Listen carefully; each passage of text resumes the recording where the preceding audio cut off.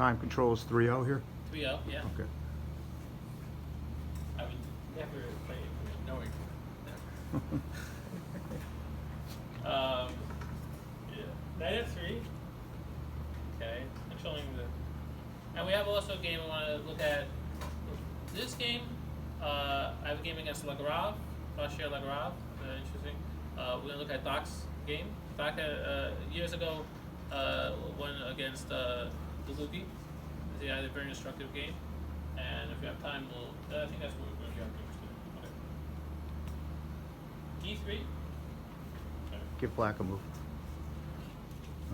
E6. Just play this solidly here. And D5.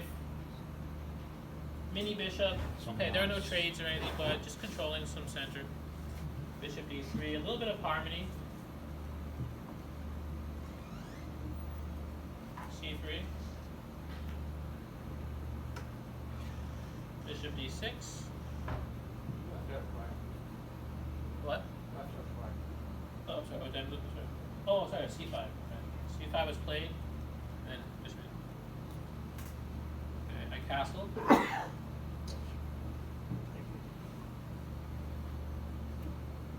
Castle. B6. He's trying to get his bishop here, controlling some center. What did I do here? Knight to D2.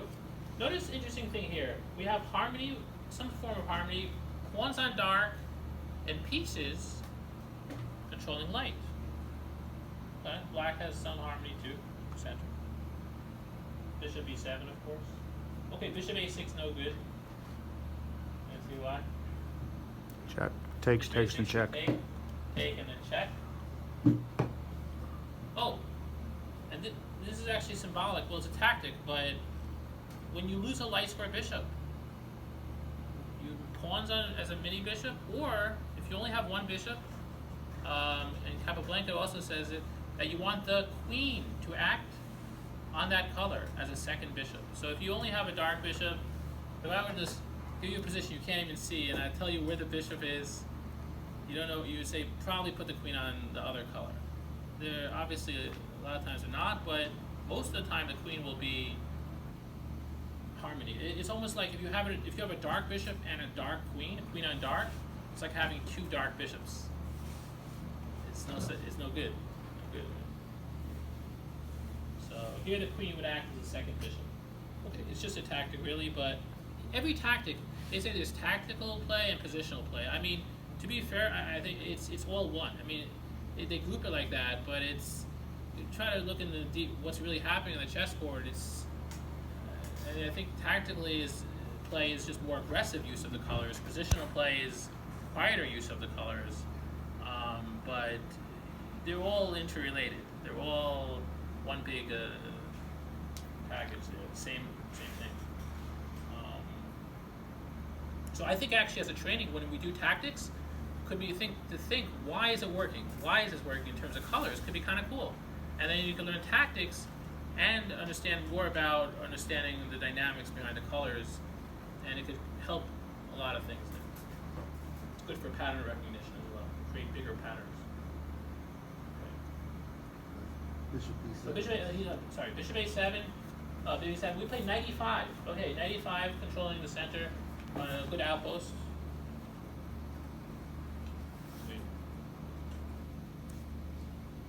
He castled. Yeah, he has to castle.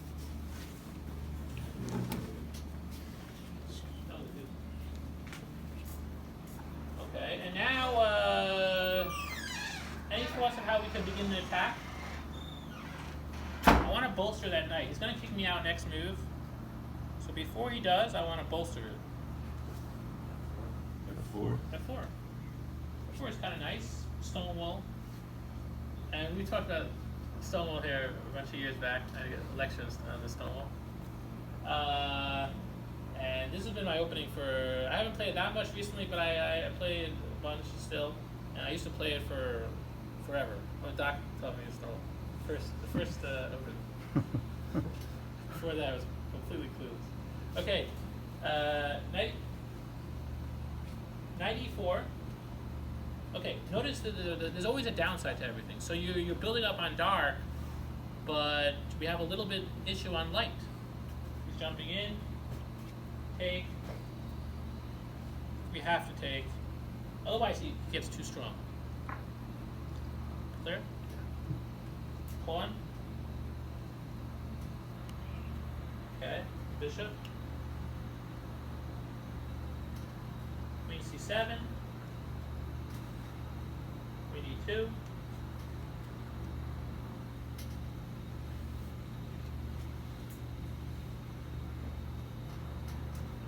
Okay, knight d7. Bishop e2.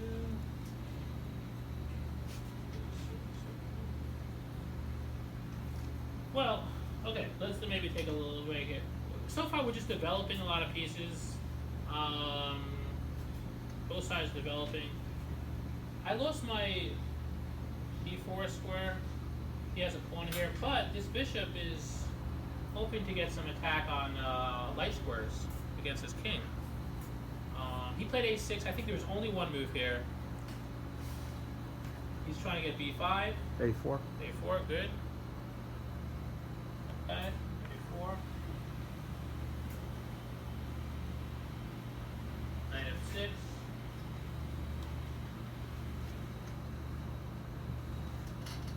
Bishop e1.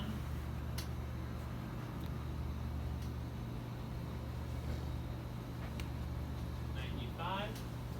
Okay, well let's talk about this. This bishop e1 is a concept which I think is super important.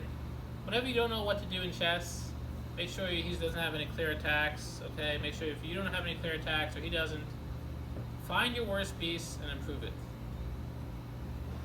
You can't go too wrong like that. A lot of times we have like these plans, long plans, and I mean, do this all the time. It never pan out. Never. You gotta get the pieces. Pieces is what we have to work with. You got the pieces. Keep on improving it. The worst piece, we're gonna do something positive. We got ingredients to work with. If otherwise, it's kind of convoluted. It's too much. It's too much, and then we end up getting punished. So if we have a bad piece, do something positive, improve it. Sometimes the piece isn't even that bad. Sometimes it's okay. Still find your worst of what you have and improve that. Okay? It's like a good concept. Now one of the rooks Go to ahead. C8. The dark square districts is pretty poor, right? Is he looking to try to possibly trade it for the knight? Queen? I'm looking at the position. Our bishop for his knight. I think so. Yeah. If we could trade, that's great. And especially if we trade our dark bishop for a knight, we don't necessarily have to worry about our dark squares, right? Because our pawns, we have insurance. We have like a ready-made insurance. If you have a bad bishop, well, trade it. But the good news is, once you do trade it, your pawns act as insurance for losing the bishop, and you're very, very happy. Yeah. Stonewallish move too. Yeah. Yeah. Bishop warriors. So D2. You know. Lev, did you question? I'm thinking that black could theoretically put the knight in d5 and then kick out the pesky knight e5 He with did that. f6. He's very good. That was a move. Very nice. 95 was a move, and it's a very. I remember when this happened, and I was like, okay, this is annoying. When I play Nakamura, I play him a bunch, and you just never think twice. You just gotta keep on moving. If your position feels like it's getting bad, just don't think too much, because it makes it worse. No, But really. it's only- I but mean it's this for the only real. good I'm not move in the exaggerating.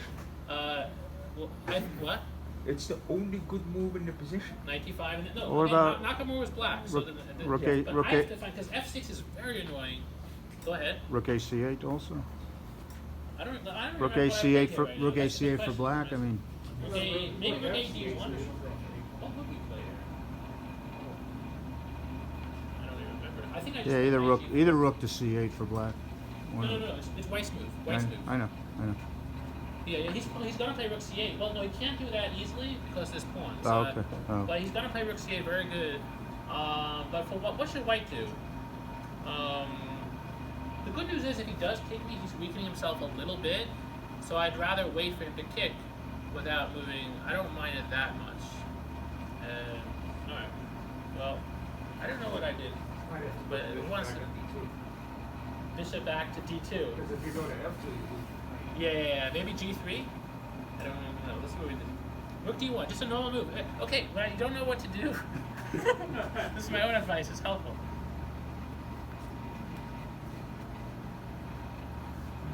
Improve the worst piece. Sometimes it's too much thinking. I could play this or that. Maybe nothing really helps that much. Why is that better But- than C1? This may I can open if I want. C1 I have to be at his mercy. Like I don't want to be at his mercy. It's just too much. Rook d1 at least it looks like it has a chance. But no, that's a great example of this concept where dude, bishop g3. It's not clear that anything really does much. It might, it may not. Rook d1 at least is concrete, and f6 is not an actual threat. It's just super annoying. So I'll see when it comes. You just gotta have to go with it. Chess, you gotta think, but not think too much. It's actually interesting. I think sometimes you just gotta make a move and prove the worst piece. See where it goes. Especially when you have 3 minutes. Especially in 3 minutes. But no, that's why it makes it easier when 3 minutes. But I feel like that's the same in slow chess, where you just sometimes there are no real solutions, but you can make a positive move, and whatever happens, you'll be in pretty decent shape. So f6, only one move. I have to go back to g4. I'm looking to play something aggressive now. I don't know if I got the chance to play it yet. He played rook c8. Oh, he played this move. He played this rook. Okay, this looks like a blunder. White to play can do what? Take the A pawn. Take the A Take pawn. a6, right? Well, now let's look at it. Now, probably not a blunder. Let's see. So, bishop takes. Pawn, it definitely looks like a blunder. I remember tackling this during the game. I wanted to take. He takes. Queen takes. And then what does he do? Plays H5. Are you Yeah. kidding me? Then you play h5. H5 and they It's takes over, and that's fork the rooks. Yep. Is that clear? So Yep. again, bishop takes. See that, Riffic? Bishop takes. Queen takes. Right? And then you have Let's to do play. this. Let's put out. Okay. We trade. And then e3 is hanging, but it's not hanging. Now you can play h5 or, But it or is f5, or even and f5 the pawn is is okay. gone. The square is irrelevant. I think e5. That's exactly it. It just f5 or h5. He kicks us. The knight goes. Then the knight forks, loses the important pawn, and lose our exchange. So can't get greedy. Just gotta stay tight. Sit tight sometimes. Well, maybe white can murder it at C4. Oh. Okay. Interesting. It's Maybe black wants to play C4 first and not to play C4. I'm trying to trap the queen, right? Rook a8, rook a5. Oh my goodness. And then I have to go queen b5 and then h5 or something. Yeah. Very interesting. And yeah, there's some interesting variations, and that would be symbolic of light fight, a fight for light. But there's no, but neither side has a light square bishop.